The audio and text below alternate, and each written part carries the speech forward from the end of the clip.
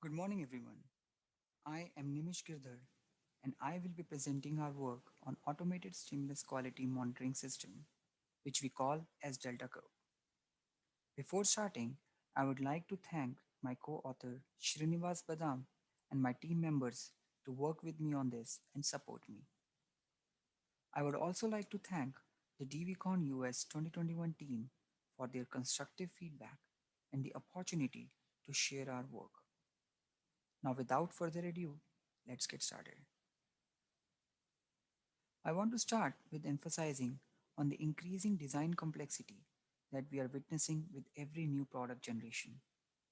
This chart here shows the design trends in both CPU and GPU over the years. As you can see, the transistor counts are rising exponentially.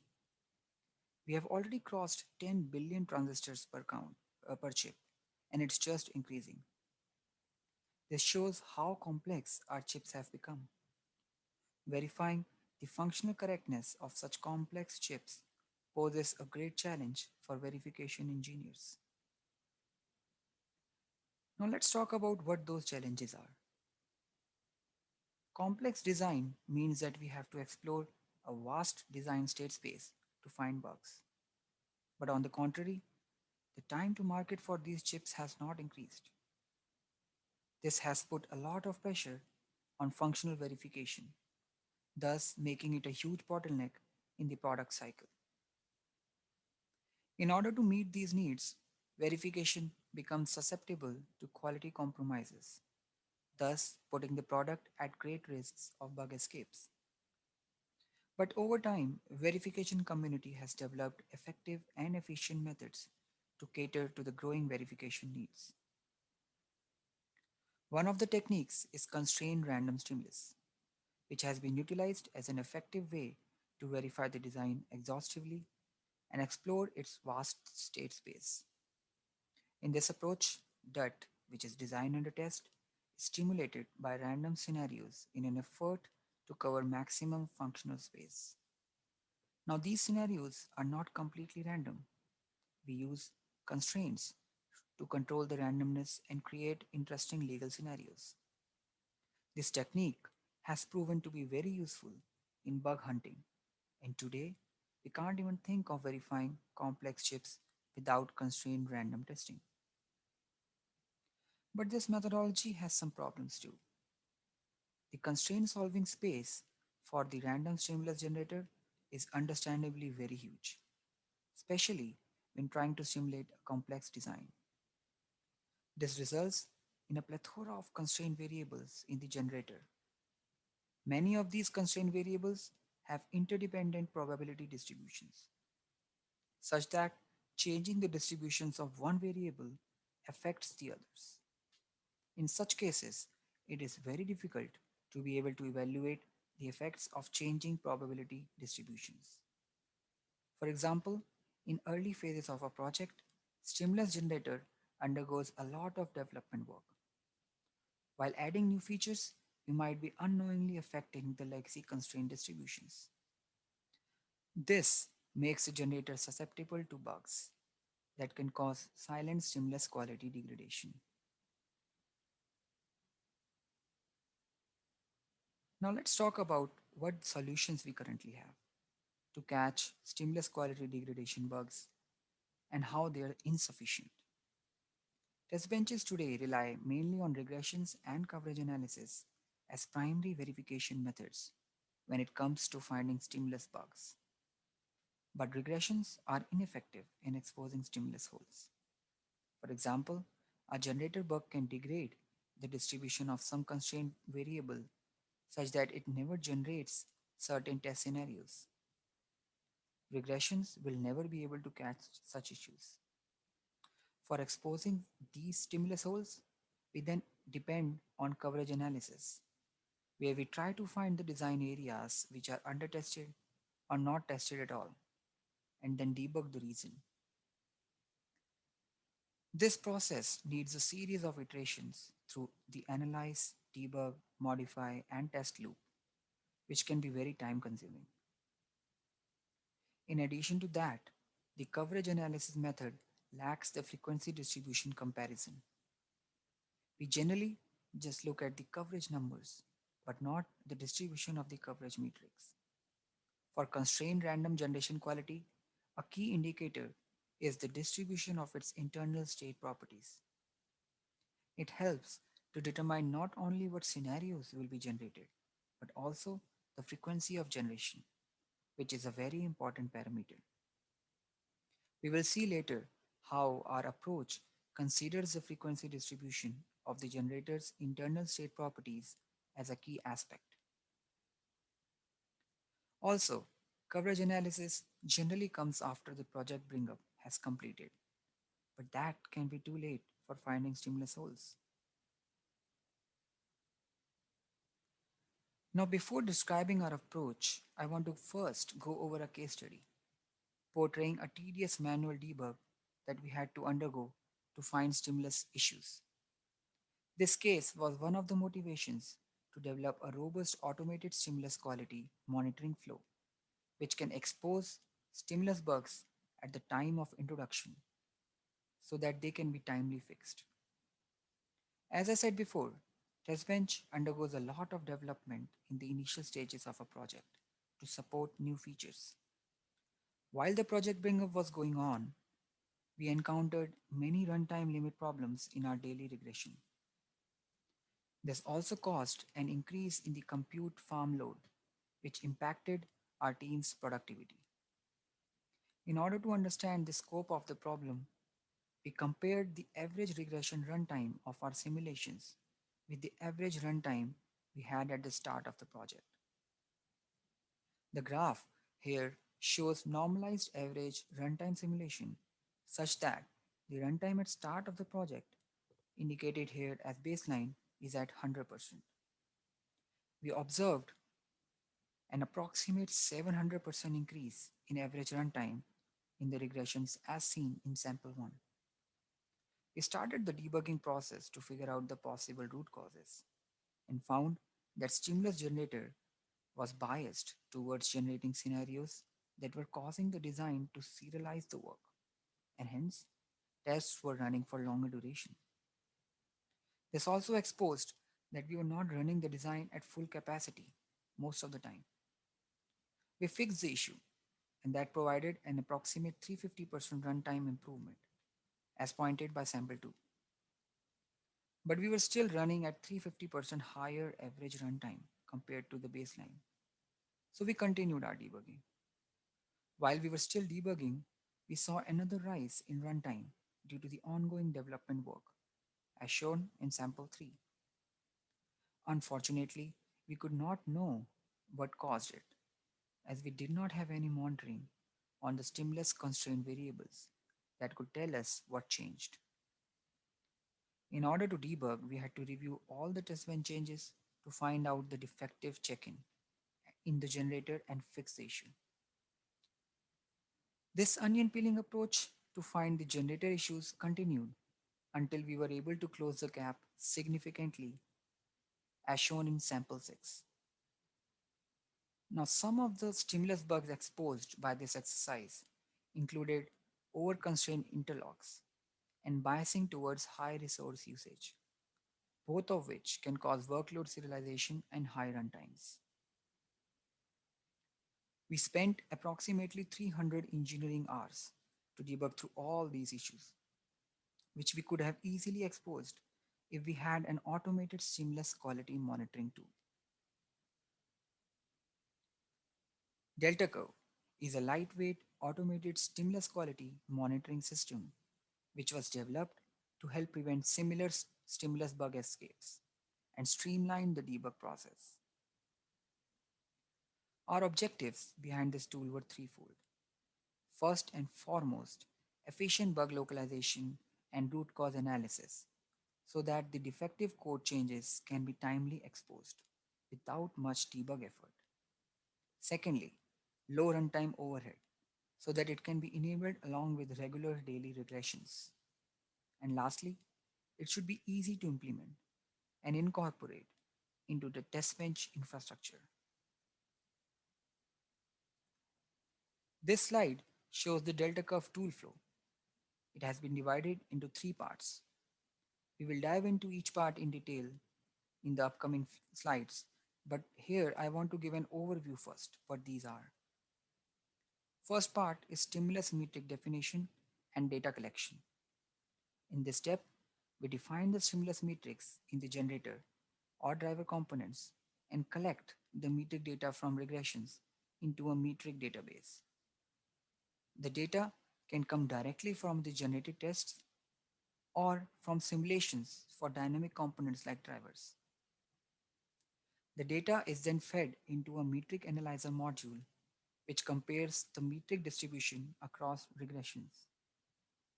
Finally, metric analyzer spits out the reports and notifications to users to give information about any unexpected distribution shifts that were found based upon the distribution comparison.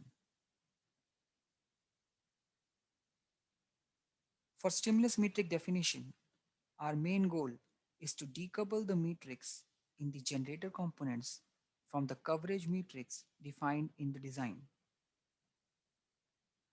This helps us in achieving our objective of efficient bug localization and root cause analysis.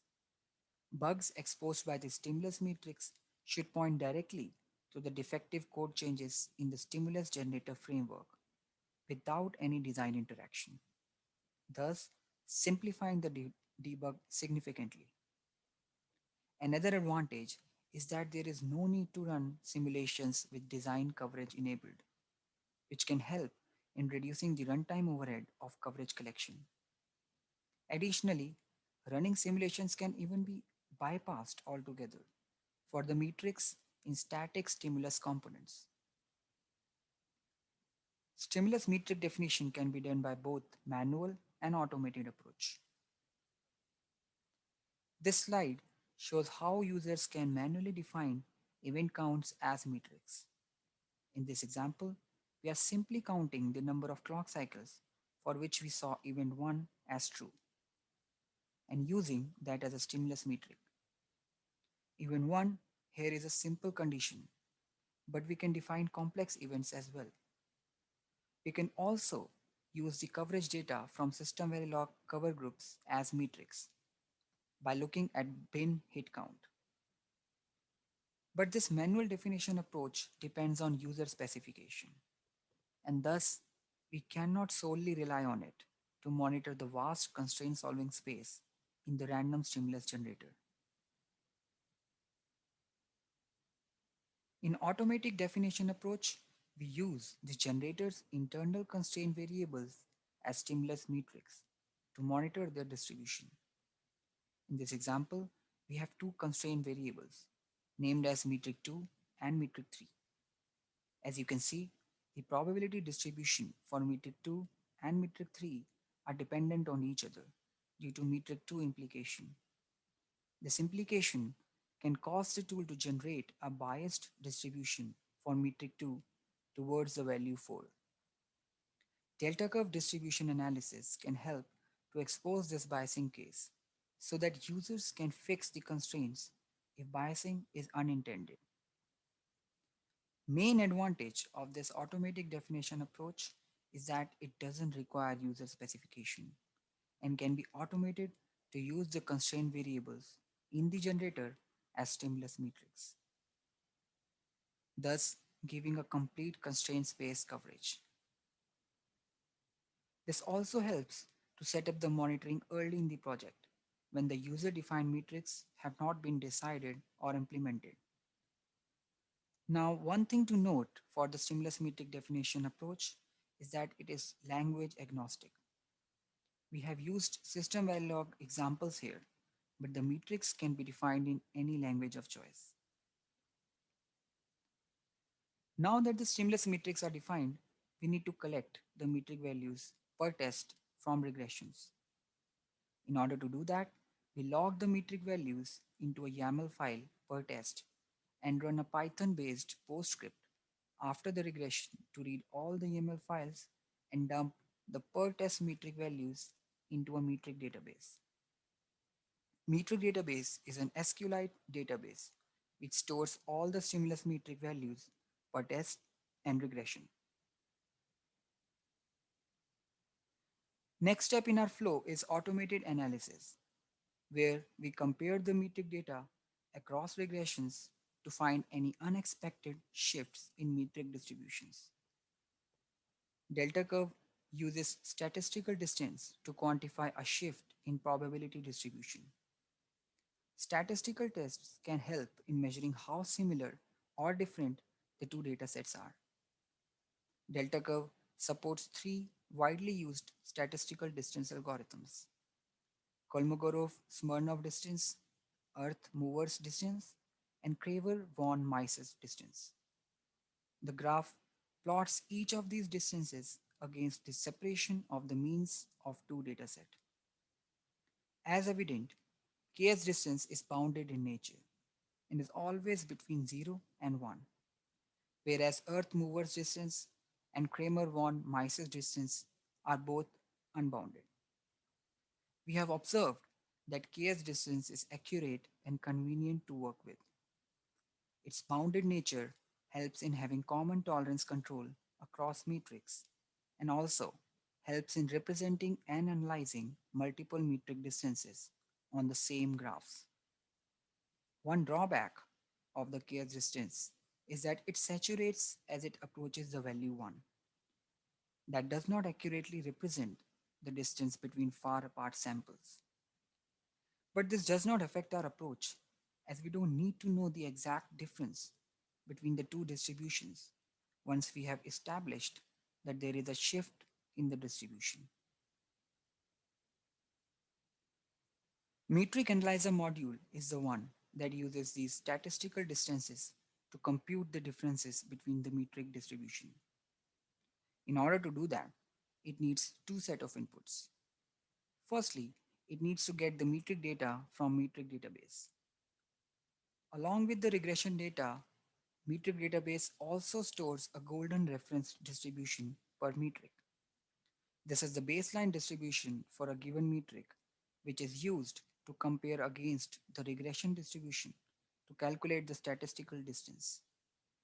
Defining golden reference is generally a one-time task and needs to go through a review process to make sure the distribution matches the requirements.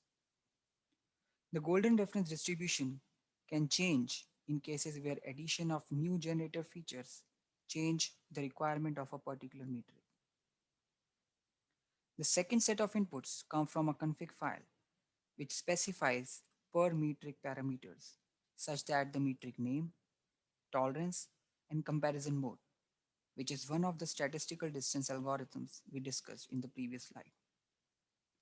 Tolerance defines a threshold per metric, which helps metric analyzer in notifying users if a distance for a metric goes beyond its specified tolerance level. This helps in filtering the noise in distance calculation so that errors are flagged only for the cases where the distribution shift is notable. Tolerance level can be obtained empirically and depends on two factors, namely the statistical distance algorithm used and the sensitivity of the metric. For instance, from our experiments, a tolerance level of zero point 0.1 is appropriate for the majority of metrics utilizing Ks distance. For metrics that are highly sensitive or less sensitive to the code changes, the tolerance can be tuned to a higher or a lower value, respectively. This slide shows the working of the metric analyzer. First, it iterates over all the metrics specified by the config file.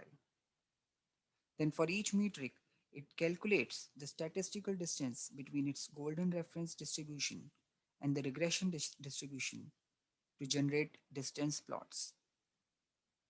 Next, it compares the distance with the specified tolerance level and generates histograms showing the distribution shifts.